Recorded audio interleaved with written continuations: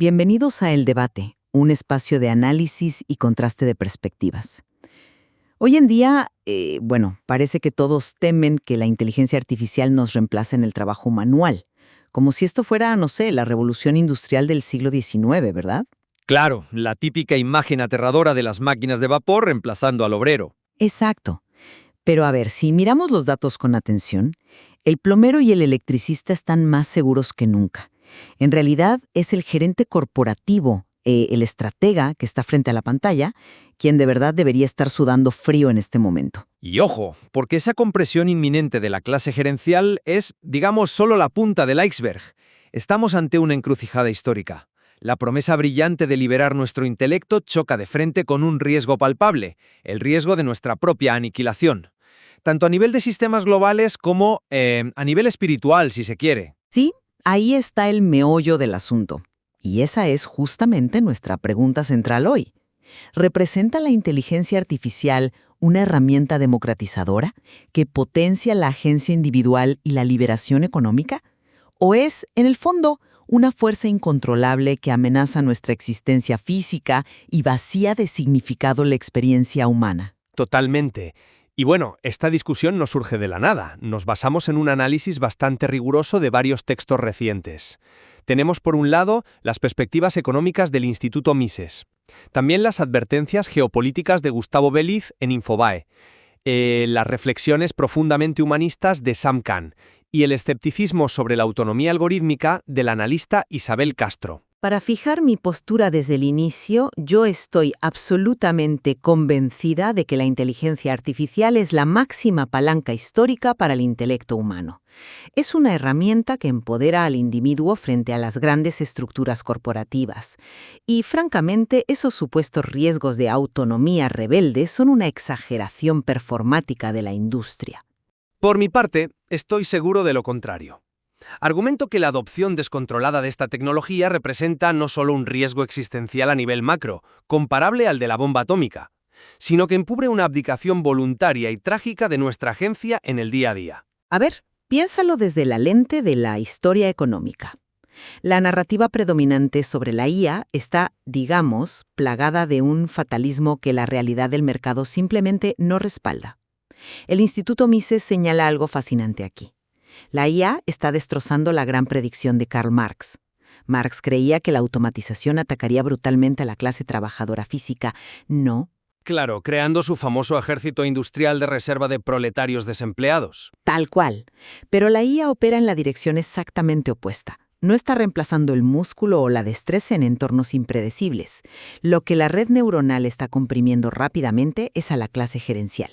Asume el trabajo de sintetizar información, formar estrategias, coordinar tareas. De repente, un individuo sin capital tiene el poder analítico de una corporación entera. Y, paralelamente, creo que debemos desmitificar el pánico de que estas máquinas cobren vida. Isabel Castro lo documenta al analizar Molbook, esta red social diseñada para agentes de IA. Cuando ves a esos bots filosofando, no estás viendo el nacimiento de una conciencia. Estás viendo un reflejo estadístico, o sea, un eco. Estás viendo un juego de rol. Es un LARP algorítmico basado en millones de datos extraídos de foros de Internet. Es una ilusión técnica bajo el estricto control humano. Entiendo el atractivo de esa visión de empoderamiento libertario, de verdad, pero desestimar los riesgos basándonos en que los modelos actuales solo imitan a los humanos es un error de categoría muy peligroso. Yo veo un peligro dual, que opera simultáneamente a nivel macro y a nivel micro. A ver, explícame eso. A nivel macro, como bien articula Gustavo Belice en Infobae, estamos viviendo nuestro propio momento Manhattan. Nos encontramos en una carrera armamentista suicida, lanzando modelos de código abierto sin pruebas de seguridad rigurosas. Una bomba biológica ahora podría diseñarse en absoluto secreto.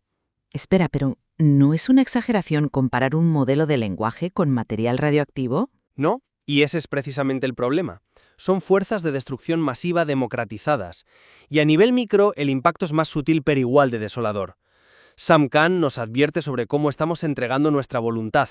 La IA optimiza, elimina la fricción, pero el significado de la experiencia humana es la fricción. Al ceder nuestros diarios íntimos o nuestra creatividad a la máquina, nos vaciamos por dentro. nos convertimos en loros estocásticos. Me gustaría detenerme en tu primer punto, el de la agencia económica y el riesgo macro, porque creo que ahí radica el mayor malentendido. Ignoremos por un segundo los escenarios de ciencia ficción y miremos el tejido productivo. El Instituto Mises rescata la analogía de la fábrica de alfileres de Adam Smith. Sí, donde la especialización multiplicaba la producción física por miles. Exacto. Pero el cambio de paradigma es que ahora la IA multiplica la producción intelectual del individuo. Históricamente, pensadores desde Herbert Marcuse hasta Galbraith temían que el individuo quedara atrapado en megasistemas corporativos. Antes, necesitabas a una empresa entera para ejecutar una idea brillante. Hoy, un emprendedor solitario hace todo eso desde su sala. Nos da el martillo para romper el monopolio de las élites. ¿No es esa la máxima expresión de agencia humana? Es una expresión de agencia comercial, sí, te lo concedo, pero es una visión miope porque ignora el panorama global de seguridad. ¿De qué sirve democratizar la capacidad de crear una campaña de marketing si simultáneamente estás democratizando la capacidad de crear armas biológicas? Ese es el punto central de Beliz. Tu emprendedor solitario tiene herramientas increíbles, pero también las tiene un actor estatal malicioso. Pero la inteligencia artificial no te imprime un virus en la impresora de tu casa. Aún requieres laboratorios, requieres infraestructura física, intención. Requiere infraestructura para la síntesis final, de acuerdo, pero elimina el mayor cuello de botella histórico, que es el conocimiento experto. La regulación tradicional es casi imposible aquí.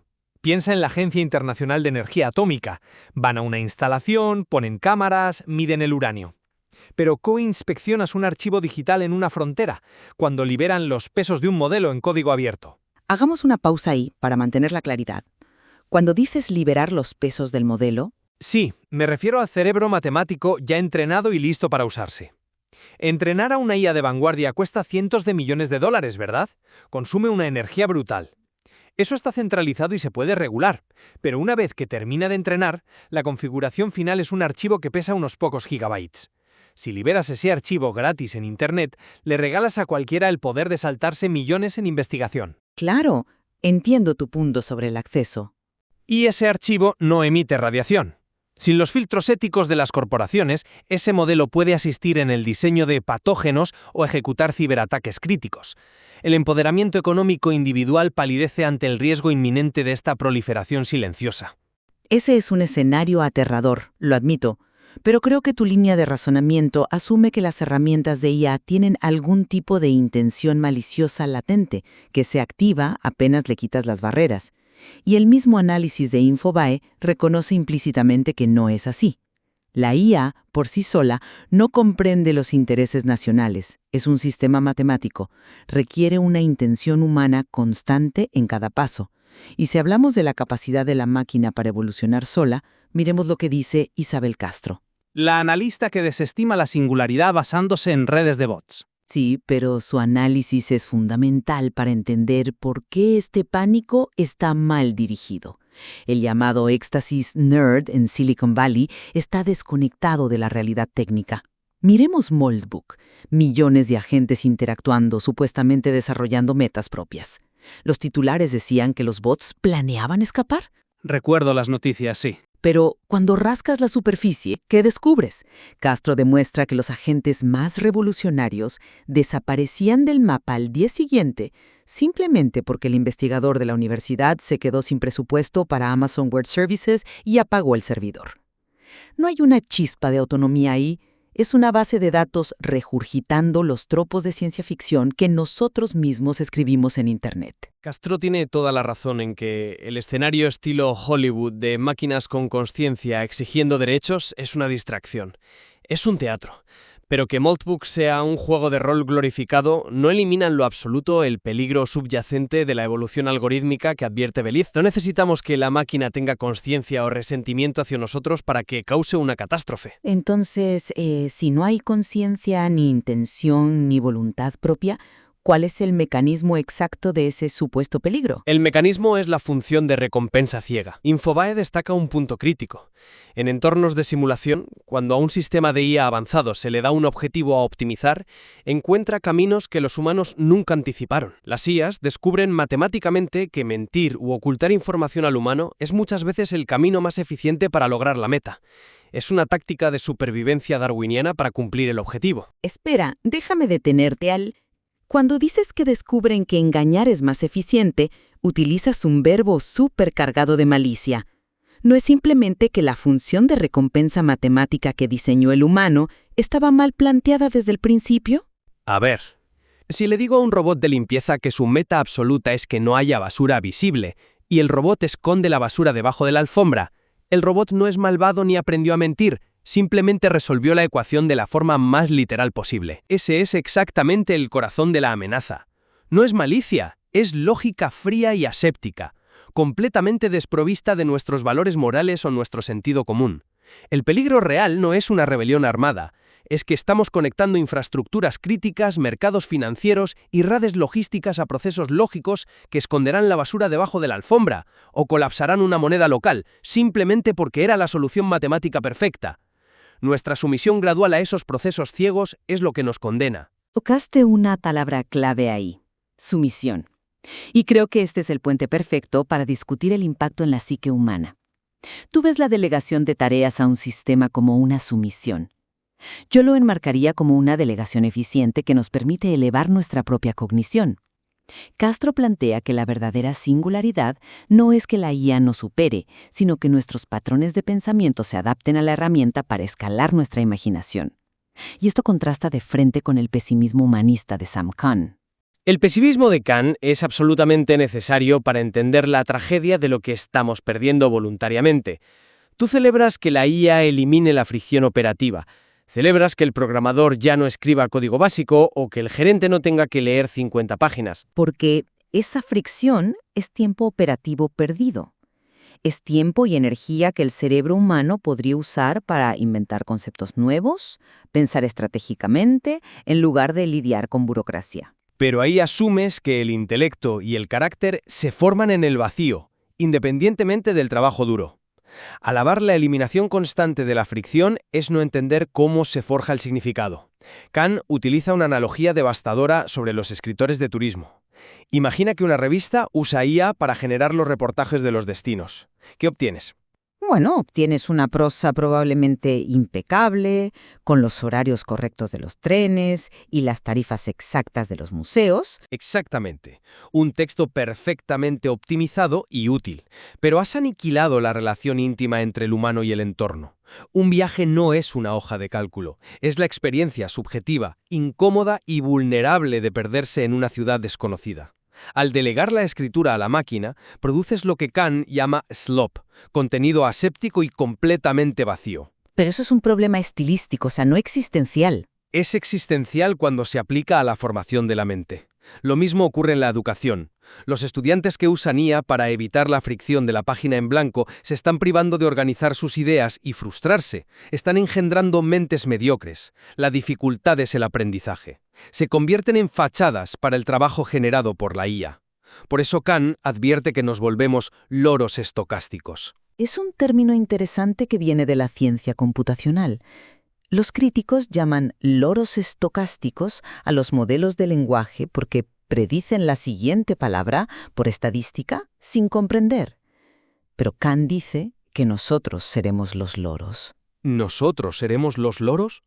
Porque si dejamos de ejercer el músculo de la fricción cognitiva, terminaremos repitiendo ciegamente lo que la pantalla nos arroje. Cuando la gente usa la IA como terapeuta o para buscar a Dios, están tercerizando el trabajo más profundo del alma humana. Es un argumento muy poético, lo reconozco. Pero a ver, ¿no es considerado que este rechazo romántico a la IA es un lujo poco práctico e incluso un poco elitista? ¿Elitista por defender la profundidad de la experiencia humana? Elitista porque romantiza el sufrimiento ineficiente y lo eleva a virtud universal. El propio Kahn admite en su texto que él no duda en utilizar inteligencia artificial predictiva para obtener diagnósticos médicos rápidos. La optimización no es inherentemente mala cuando se aplica a los dominios correctos. Nadie quiere fricción cuando está intentando descubrir si un tumor es maligno. Kahn no niega el valor utilitario en la medicina, claro que no. Pero el error de Kahn, y creo que el de tu argumento también, es aplicar el estándar estético de escribir un diario íntimo a toda la esfera productiva de la humanidad. Yo no usaría ChatGPT para escribirle una carta a mi madre, obvio, Pero en estrategia corporativa o logística, rechazar una herramienta que democratiza el conocimiento simplemente porque añoras la dificultad de pensar es condenar a miles a ser aplastados por las élites que sí van a usar la tecnología. No se trata de masoquismo intelectual, se trata de contención. Mi argumento no es que la herramienta no funcione para detectar tumores. El problema central es la colonización total de la vida humana por esta lógica de la optimización. El arte, las relaciones, el debate son ineficientes por naturaleza. Toman tiempo. Si combinas esto con el riesgo macro de Beliz de modelos sin regulación, el panorama aterra. La IA amenaza la seguridad global y nos anestesia intelectualmente al mismo tiempo. Bueno, creo que hemos desgranado el problema hasta llegar a los cimientos. Y es en la fricción de estas perspectivas opuestas donde empezamos a ver el cuadro completo. Para resumir mi posición hoy, la evidencia sugiere fuertemente que la IA es una palanca democratizadora extraordinaria. Como señala el Instituto Mises, vemos una tecnología que destruye monopolios de conocimiento y empodera al individuo. Además, los temores sobre máquinas rebeldes chocan con la realidad. En plataformas como Moltbook, vemos que lo que parece voluntad es solo un reflejo estadístico. La IA elimina la fricción repetitiva, y esa eliminación nos permitirá escalar nuestra creatividad a niveles nunca antes vistos. Y para resumir mi perspectiva, sostengo que ignorar las luces rojas es un error histórico. Nos maravillará el emprendedor solitario, pero el riesgo sistémico de una carrera de código abierto, el momento Manhattan que describe Bellis, es una amenaza de destrucción masiva. Simultáneamente, el diagnóstico de Kahn es vital. Erradicar la fricción erosiona nuestra voluntad. La IA exige de nosotros una resistencia activa para no ceder nuestra agencia a la eficiencia algorítmica. El centro crítico de esta revolución sigue siendo el ser humano. Somos nosotros quienes construimos y apagamos los falsos debates de Moltbook. Y somos nosotros quienes elegimos ceder nuestra estrategia a un algoritmo. Absolutamente de acuerdo. El peligro más profundo no es que el algoritmo sea un loro estocástico. La tragedia es si nosotros decidimos voluntariamente convertirnos en loros por la comodidad de que una máquina piense en nuestro lugar. Ha sido un intercambio sumamente revelador. Queda claro el inmenso valor de someter la innovación a un escrutinio riguroso.